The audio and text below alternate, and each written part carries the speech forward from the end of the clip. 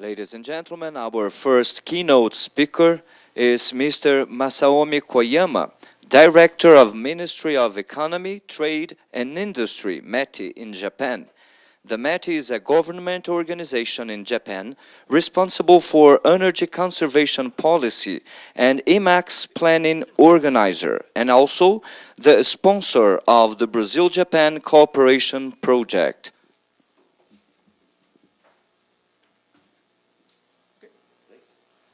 Thank you very much. Good morning, everybody.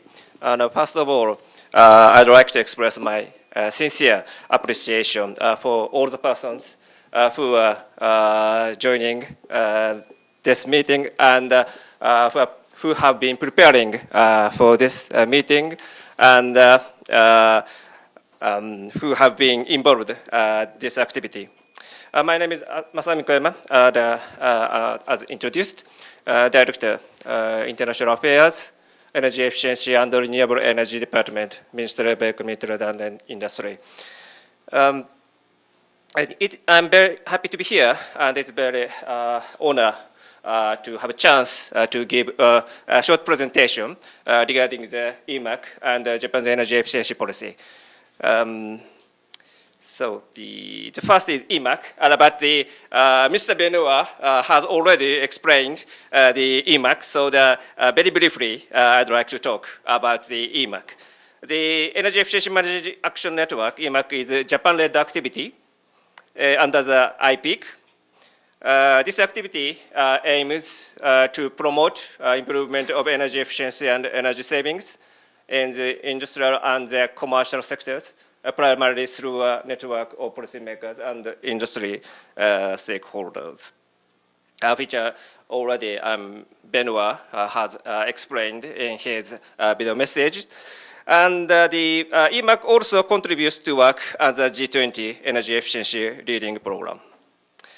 Since 2009, EMAK has organized 8 workshops and 2 webinars and published a report and a digest of workshop recommendations. The EMAK report provides insights on how government can design and implement impactful energy management of our programs. By considering the outcome of the EMAK activities, policymakers can accelerate the development of their own award program and ensure that these successfully support their government's energy management goals in an impactful manner. Japan considers that EMAK is a very effective way to facilitate policymakers to see the importance of energy efficiency improvement. That's because Japan proposed to extend our EMAK activities to the future. In the last executive committee meeting of IPEAK, this proposal was approved.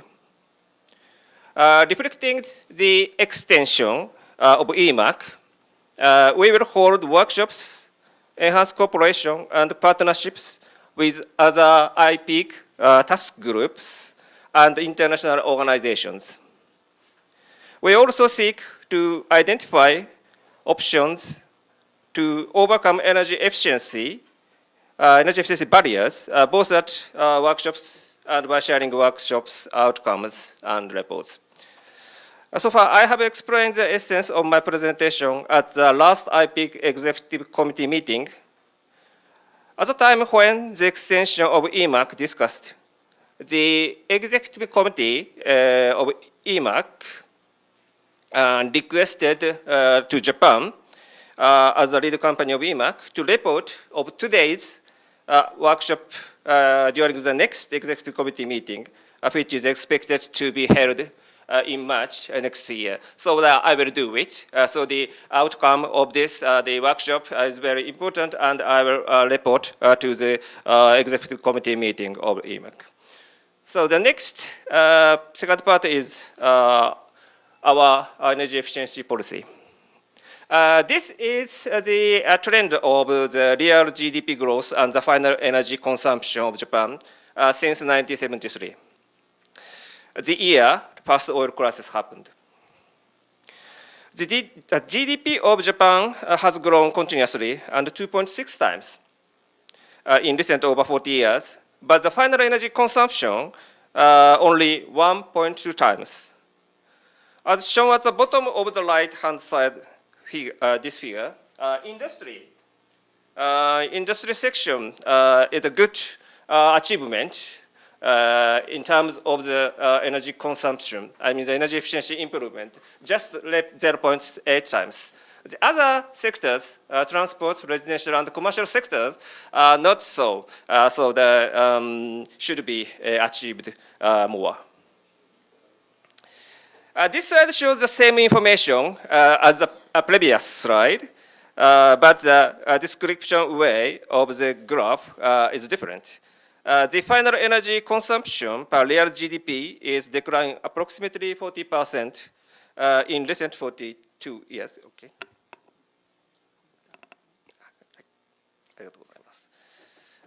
This means about 40% energy efficiency improvement in this period.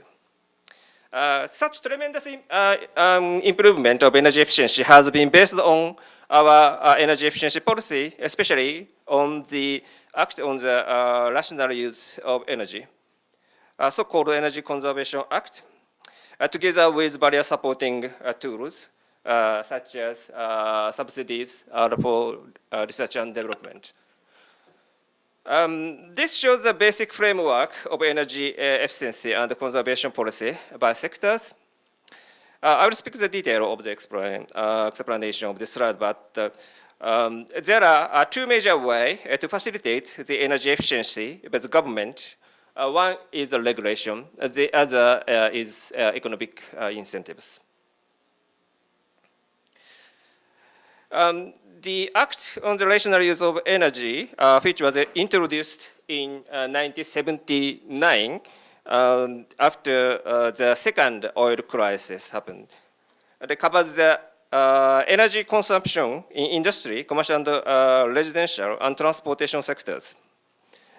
The law provides guidelines for factories, commercial business entities, and transport business entities and owners to follow and require them to report the energy efficiency activities, middle and long-term plans.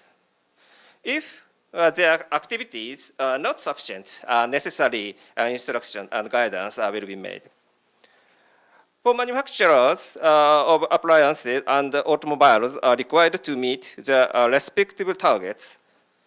Necessary recommendations will be made if not sufficient actions are taken.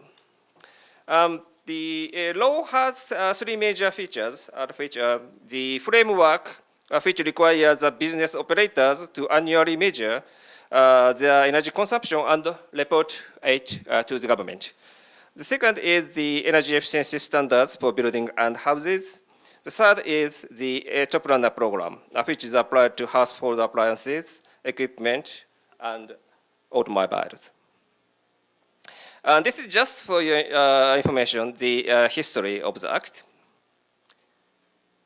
The long history and a lot of amendment has been taken for the changes of the situation. And there are some examples of the successful factors under the Act and our energy efficiency policy. Energy management system, benchmark system, voluntary action plan, and the famous Top Runner program. The combination of the policies, acts, and the implementation measures are essential for achieving good results, I believe. From now on, I would like to a little bit touch upon the future energy efficiency improvement very briefly. Japan established the fifth strategic energy plan last July. The targeted energy mix in 2030, which was set in 2015 and not changed in the discussion for the latest energy plan, requires 35% efficiency improvement compared to 2012. As I showed in some slides ago, Japan achieved approximately 40% energy efficiency improvement, but it was in 42 years' time. For this target, we only have less than 20 years. So for instance, from 2090 to 2010, in 20 years period, which shows on this slide as a gray graph, energy efficiency improvement during this period is like gray, so not so good achievement, unfortunately. But anyway, I suppose you could easily understand this target is very tough. So because of time consuming, I skip the detailed explanation of this slide, but the 35% energy efficiency improvement with energy supply demand structure improvement, CO2 emissions reduction in 2030 will be 26%. These are the sectoral measures towards the energy efficiency goals and potential, which was estimated by a bottom-up study. Here it is important to note that industry represents the relatively small energy savings potential, assuming that too stringent targets may shift those energy savings potential, those factors away from operations in Japan. Meanwhile, substantial potential or target is estimated for transport, commercial, and residential sector. How is the progress to the 2030 target? As of 2015, sorry, a little bit old data, but the progress rate as of 2015 is 11.8%. This box shows the progress in each sector and the main measures of the progress. Further challenges on improving energy efficiency on this slide. In industry sector, the challenges is that recent improvement of energy efficiency comes to a standstill. So by amendment of the Act, we encourage corporate cooperation. For transportation sector, we encourage to accelerate of spread low carbon vehicles, such as plug-in hybrid, battery PV, EV, and the fuel cell EV for commercial and residential sectors. We encourage improvement of energy efficiency through cooperation among appliances by using IoT and AI architecture. These are some major examples against the future challenges. This shows the latest amendment of the Act, Energy Efficiency Act, which was in 2018. There are two main issues. One is a new regulation allows joint efforts by two or multiple business entities. The other is a measure for the e-commerce development. At present, the Act regulates fleet owner as owner of the transporting goods. However, some of e-commerce entities were outside of this regulation because some e-commerce entities bridges goods owner and consumer. The amendment covers these business entities. Like this amendment, we have improved the Act many times for continuous effort to improve energy efficiency in Japan. So this is come to the end of my slides. Thank you so much for your kind attention, and I prepare general information as appendix of the slide so that you can see, I think, through the web pages. And I hope this helps for the discussion on the improvement energy efficiency in this country. Thank you very much.